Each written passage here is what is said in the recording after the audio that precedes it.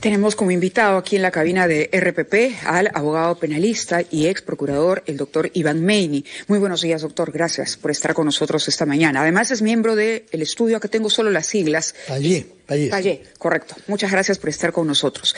A ver, esta ley de la detención preliminar que tanta ida y vuelta ha tenido, a su juicio, ¿es perfectible? Las observaciones que ha hecho el Ejecutivo, entre otras cosas, como titula el diario El Comercio hoy en primera plana, excluir delitos de corrupción de la posibilidad de una detención preliminar.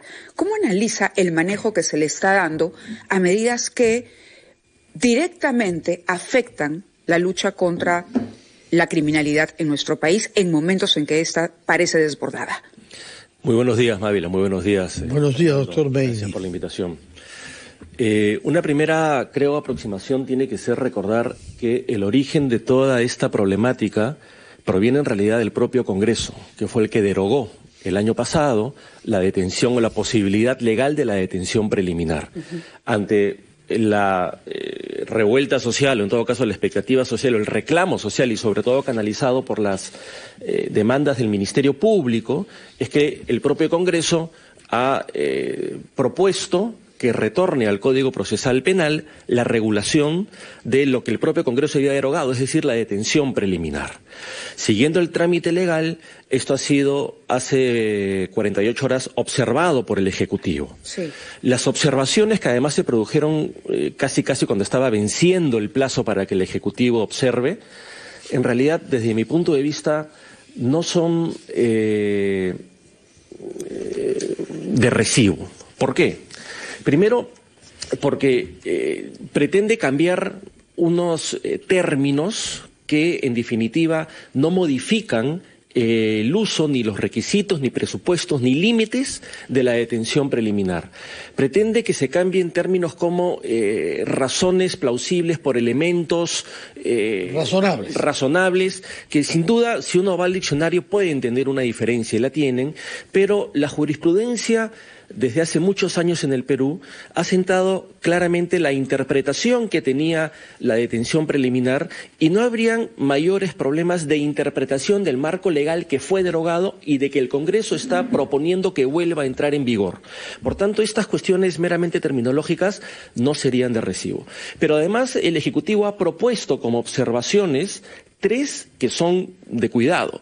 La primera es que la detención preliminar solo se puede aplicar a personas que están siendo investigadas por delitos graves. Sí. ¿Cuáles serían esos delitos graves? Lo dice el propio Ejecutivo. Aquellos que tienen una pena privativa de libertad mayor a 8 años. Dejemos de lado, por ejemplo, algunos supuestos de tráfico de influencias, algunos supuestos de cohecho y algunos supuestos de delitos contra el patrimonio que son hoy día graves más allá de la pena que puedan tener. Y hay especialistas, hay especialistas, Fernando, también, el doctor Meini, que dicen que quedaría fuera la minería ilegal. Así es, algunos supuestos de minería ilegal. Quedaría fuera la minería ilegal, la contaminación ambiental, el financiamiento prohibido a partidos. Así es. A ver, vamos, estamos haciendo una ley para quienes hoy están en el poder. Así es. Y además, dentro de estas críticas que se pueden ir esbozando a las observaciones del Ejecutivo, hay que añadir, entiendo, desde mi punto de vista, 2 más. La primera es que el Ejecutivo propone al Congreso que evalúe la posibilidad de que el juez de la investigación preparatoria que decreta la detención preliminar no puede hacer el mismo que luego vaya a decretar una eventual detención preventiva contra la misma persona, bajo el argumento de la contaminación. Y adicionalmente, que los elementos que se toman en cuenta para decretar una detención preliminar tengan que ser necesariamente distintos de los que luego vayan a tenerse en cuenta para decretar una detención preventiva, con lo cual 10 días después. 10 días después, con lo cual es prácticamente dejar en desuso o llevar a la inaplicación una detención preventiva. Doctor Meini, tenemos que hacer una pausa, reflexionar sobre todas las cosas que nos ha dicho, preguntarnos cuál es la lógica que subyace a esta actitud del gobierno, que nos lo explicará usted después de la pausa, y hablaremos sobre otros temas que tienen que ver con la actividad penal, jurídico-penal en los últimos días. Vamos primero a la pausa para escuchar a los anunciantes. Mávila.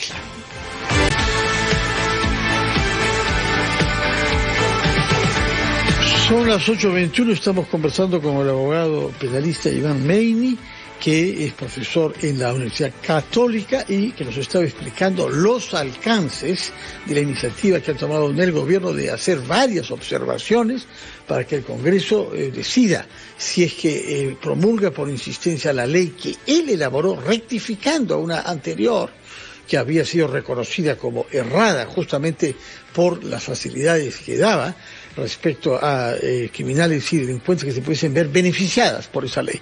El gobierno insiste ahora con observaciones, no sabemos si va a poder ser votada antes del mes de marzo. Entonces tenemos varios meses sin que exista en el Perú la figura de la detención preliminar. Y usted había dado cuenta de algunos de los argumentos que no son de recibo, nos dijo, formulados por el gobierno para observar esa ley. Desarrolle, por favor, su tema. ¿Qué es lo que le parece más grave de la actitud que está adoptando el gobierno, que es postergar y postergar? Y ya hemos visto que esta postergación ha beneficiado a algunos delincuentes o a algunos presuntos personas que debían ser detenidas, entre ellos el propio portavoz de la presidenta, el señor Freddy Hinojosa, que tuvo el honor de ser la primera persona que se benefició por inexistencia en ese momento en el Perú de la prisión preliminar. Bueno, vamos a ver, es detención preliminar que no sea en casos de flagrancia. Sí. Sí, ese es el supuesto legal. En términos generales creo que vale la pena siempre comentar una cifra macro, que es, en el Perú hoy día existen, según cifras oficiales, más de 99.000 personas que habitan las cárceles peruanas. De esas casi 100.000, más de 41.000 son presos sin condena. Es decir, casi el 38% de las personas que están privadas de libertad lo están en virtud de una detención preventiva o preliminar. Eso es abusivo en términos generales de todas maneras. Llama a la reflexión. Sin embargo, ese uso que tiene que ser necesariamente mejorado y revisado, no puede justificar una decisión como la que tomó el Parlamento hace unos meses, de derogar o eliminar la posibilidad de una detención preliminar que no sea en flagrancia, y tampoco puede justificar propuestas como las del Ejecutivo de restringir absolutamente la posibilidad de una detención preliminar, limitándola a casos que en la práctica van a hacer que desaparezca. Habrá que buscar cuál es el punto intermedio más razonable. Y ese punto intermedio, desde mi punto de vista, es regresar a la situación que tenía la detención preliminar antes de que el Congreso la derogara a finales del año pasado. Es decir... Sí. Estoy escuchando con atención lo que usted dice. Ahora hay un debate público, ¿no? Porque aquí parece que toda esta discusión está atravesada, además, yo no sé si por pensamiento ideológico o cosas por el estilo, pero se dice, pero se han cometido abusos. Esta ley venía de los caviares, la aplicaron así, era una venganza. ¿Cómo resolvemos ese problema, no? Para que esto sea eficiente, para que las instituciones trabajen de manera eficiente y no terminemos por poner por delante las conveniencias a corto plazo o de determinados intereses políticos hoy. Hay una, por ejemplo, restricción para la policía y el Ministerio Público. Se prohíbe la difusión de fotos y videos de los detenidos preliminarmente a fin de no exponerlos mediáticamente. Y uno dice, ¿a razón de qué se pone una cosa como esta? Bueno, ¿a razón de qué? Es porque algo ha ocurrido que no le ha gustado a quienes están planteando esta reforma. Sí, pero ahí sí, Mávila, yo voy a discrepar precisamente de ese punto, porque a una persona que es detenida preventiva o preliminarmente le asiste todavía el beneficio de la duda y el beneficio de considerársele inocente. Hasta que es condenado. Hasta que es condenado. Eso puede tomar varios años. Hasta que es condenado. La exposición bajo ciertas circunstancias y condiciones de las personas que son detenidas para ser investigadas y eventualmente luego juzgadas, presentadas a veces con un chaleco de detenido, como si fuesen ya criminales. ¿Eso le parece que hay que cambiarlo? Creo, no solo, me parece a mí, y además eso sí, podría atentar contra ciertos derechos, pero hay formas de superar esa situación y mantener una detención preventiva y preliminar.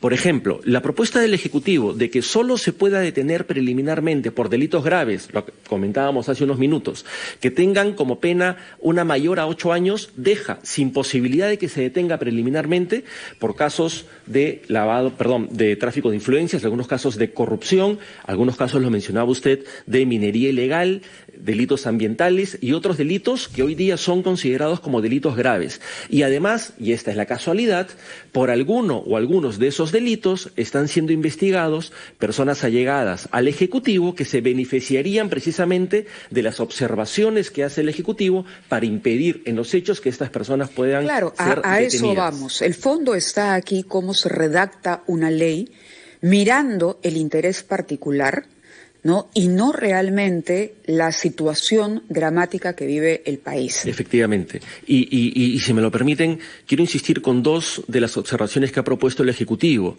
El Ejecutivo propone que el Congreso reflexione sobre la posibilidad de que el juez que impone la detención preliminar no sea el mismo que imponga la detención preventiva.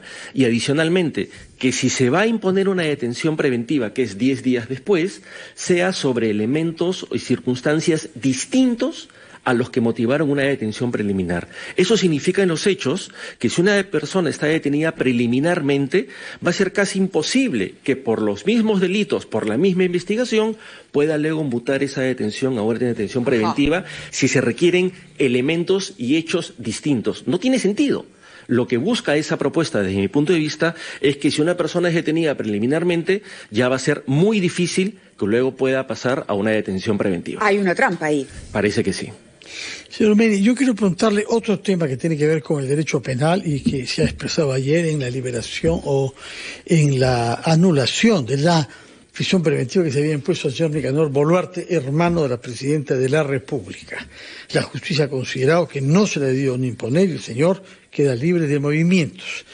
La pregunta es, una de las razones por las cuales él es detenido, ha sido detenido, es porque se sospecha que en vista de su poder pueda obstruir a la justicia o darse a la fuga. Pues bien, se ha dado a la fuga. O sea, el hecho es evidente. El señor era capaz de desacatar el mandato de la justicia y darse a la fuga.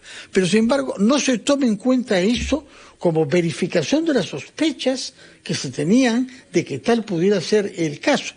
La decisión ha sido tomada por 2 votos contra 1. En mayoría. Por sí. la sala, que ha decidido que no se aplique la prisión preventiva. Pero explíquenos cuál es la doctrina que hay en el Perú, en función del cual uno queda en libertad para ver si acepta o no lo que la justicia ha decidido respecto de una prisión preventiva. Bueno, es el caso también, como sabemos, de Vladimir Cerrón, que algunos quieren incluso felicitar, porque se ha dado a la fuga durante más de 1 año y 3 meses. Y no debería ser considerado eso como un factor que confirma que había un riesgo de obstrucción a la justicia, puesto que no hay riesgo mayor que escaparse y no dar la cara.